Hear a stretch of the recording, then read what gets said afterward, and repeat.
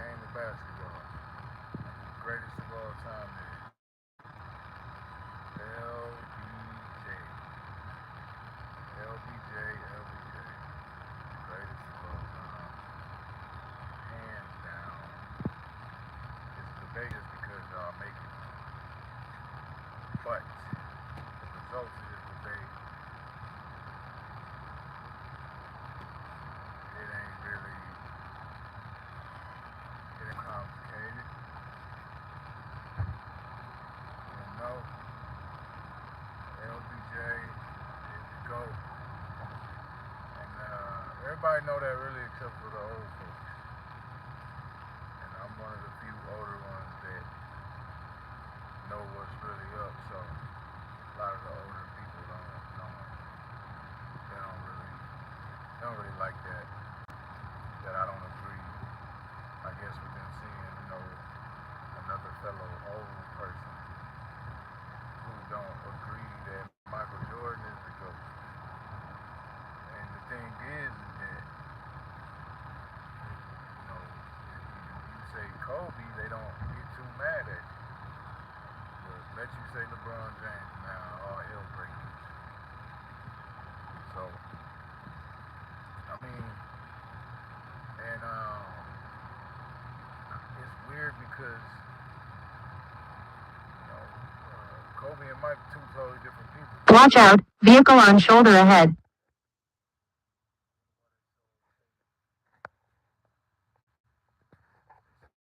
So okay with it being Kobe or Mike, just because they not in quote unquote today's era of basketball, you know what I'm saying? I'm not sure. Kind of interesting though.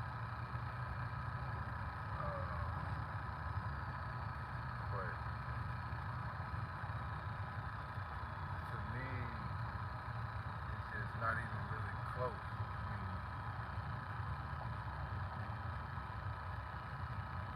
LeBron's still one of the best players in the NBA right now.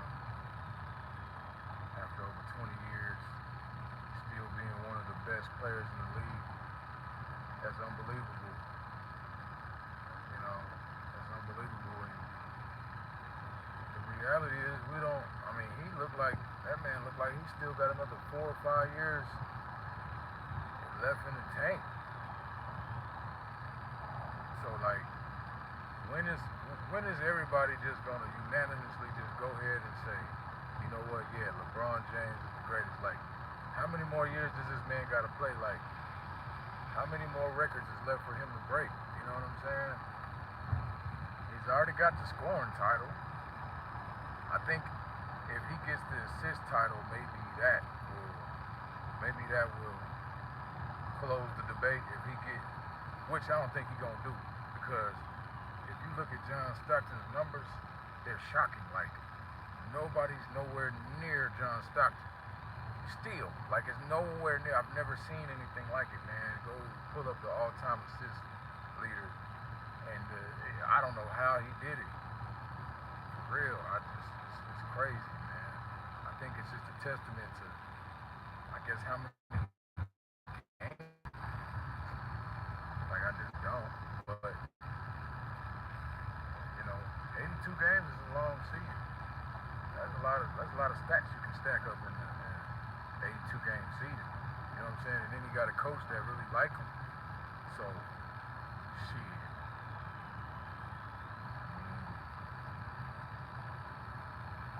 LeBron is the GOAT. You know what I'm saying? The man, like it or not, the boy's 6'9", skin off the ball.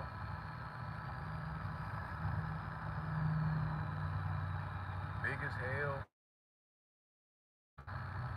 strong as hell, could dribble it well enough, creates his own shots, got a mean fadeaway, good with his right hand, left hand, master the chase down, sees the floor, got IQ, and just to add 4 championships to that body of work,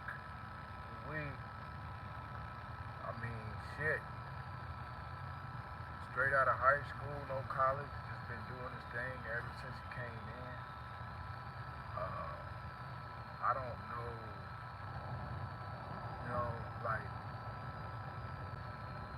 why it's such a complicated topic, but it is. And so, and what's so crazy is people try to really get angry and make it seem like, you know, it's some kind of religious sin to say that LeBron James is the greatest player of all time. Like,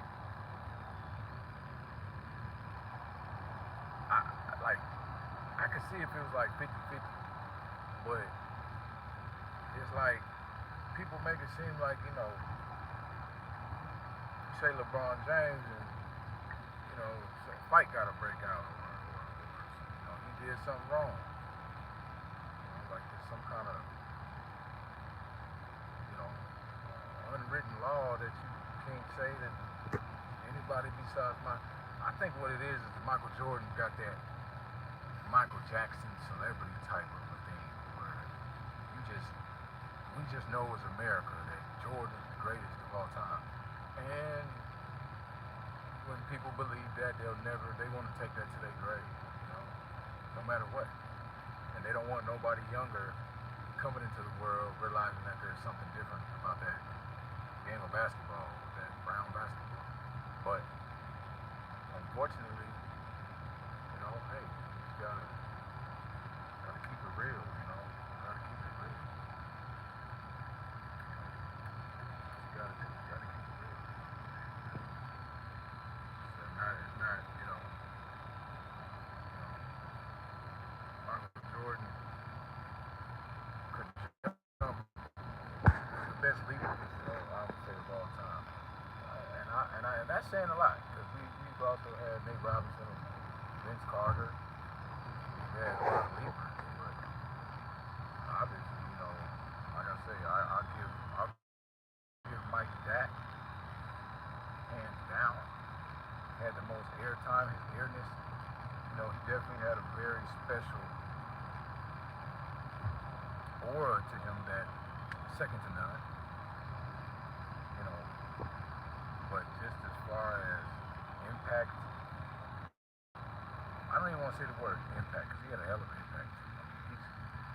He's a close second. I'll give him that. He's definitely a close second.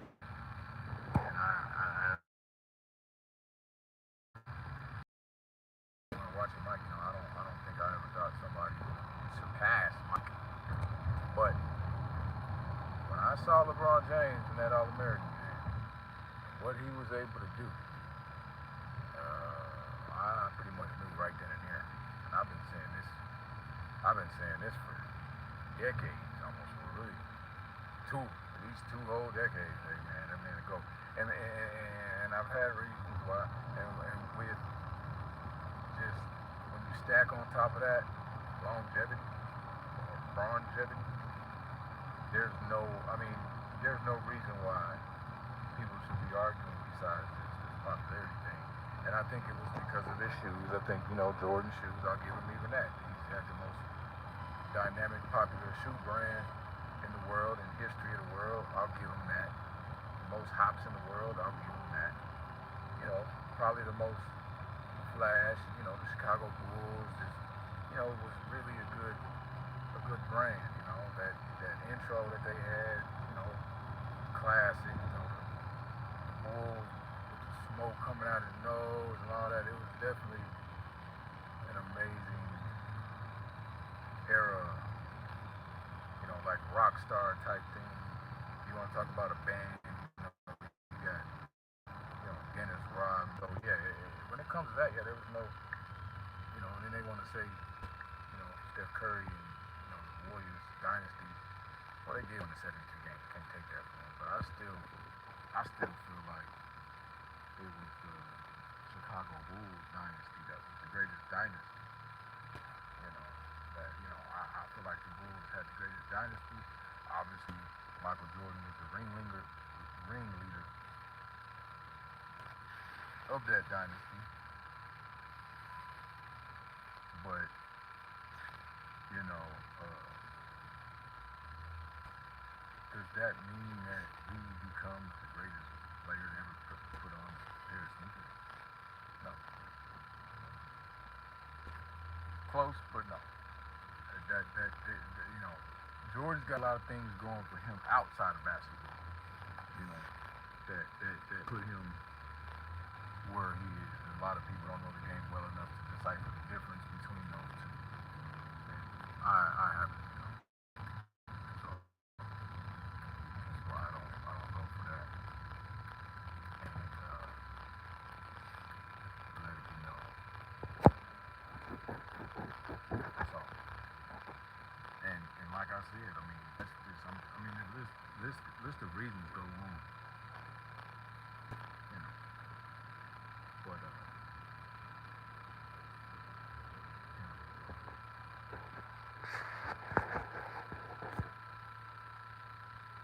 there's a lot of things that Jordan just could never do that LeBron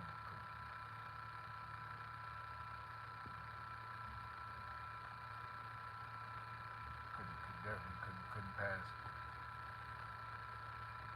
anywhere near the way LeBron can pass the ball. Michael Jordan cannot pass the ball a quarter of the way LeBron can.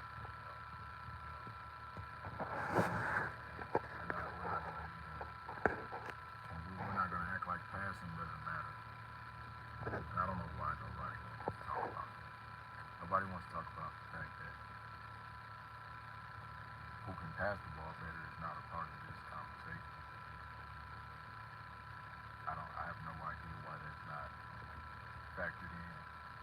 You know, people just act like passing the ball has nothing to do with the game of basketball when it has pretty much everything to do with the game of basketball.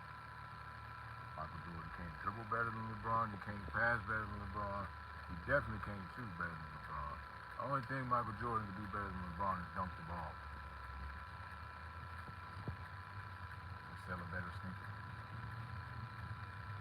He's got a couple more championships which have most to do with the GMs of the team and all that other stuff. So,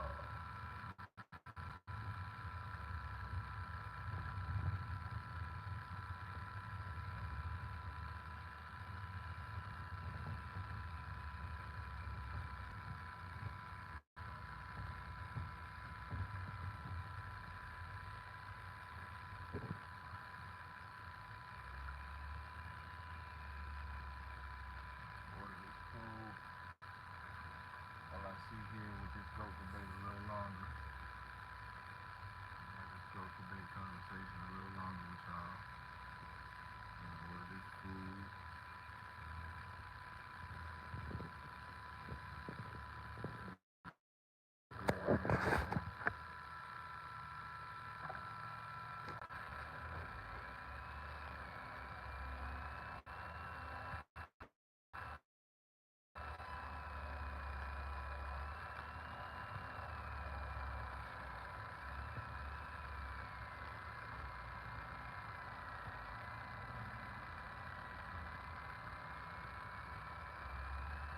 But yeah, like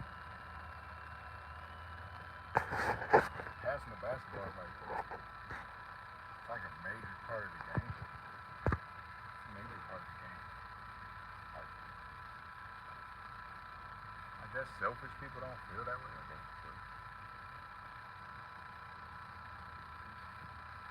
it's reality.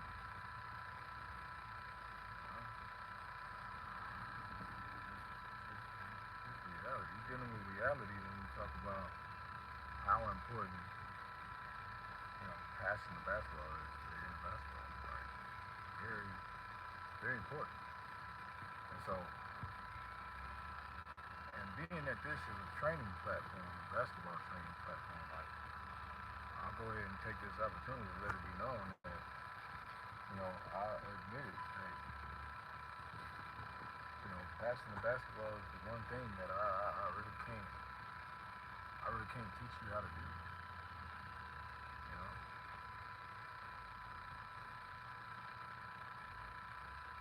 You know, I can't teach you how to pass the basketball. And, you know, that's one of those things you just kind of gotta know how to do on your own. You know, pass pass the basketball. You gotta just play street ball or play pickup. You gotta play a lot of pickup on top of all of the on top of all of the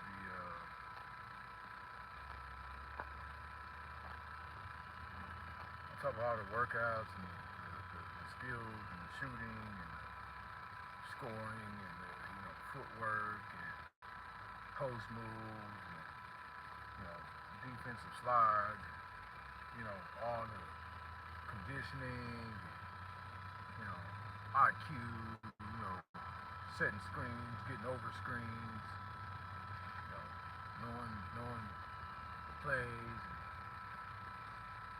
and all that stuff that can be taught. But one thing that I can't teach you is how to pass the basketball. And I say all that to say that the fact that LeBron James has some of the best court vision, I'll say in the history of the game of basketball, top five, top three probably, besides Stockton and Magic. LeBron probably got the best court vision ever, and Jordan's nowhere on that list. Like he's nowhere on that list, nowhere. So what are we doing when we discuss the GOAT conversation? He already done outscored Mike, and he's one of the best passers to ever play this game. And the fact that we still just give Jordan a complete pass on the fact that he was not an elite passer. I wouldn't even say he was an elite passer. He might have been a good passer. And then the problem is he didn't even want to. Him and Kobe. That's what him and Kobe both, amongst other things, that's what they had in common the most, is that neither one of them wanted to pass the basketball. So even if they were good, even if they were good passers, they did not display that in a way that would allow that aspect of the game to benefit their teams. We welcome opinions, and I'm sure everybody has their thoughts. This ain't gonna be the only time I'm on here.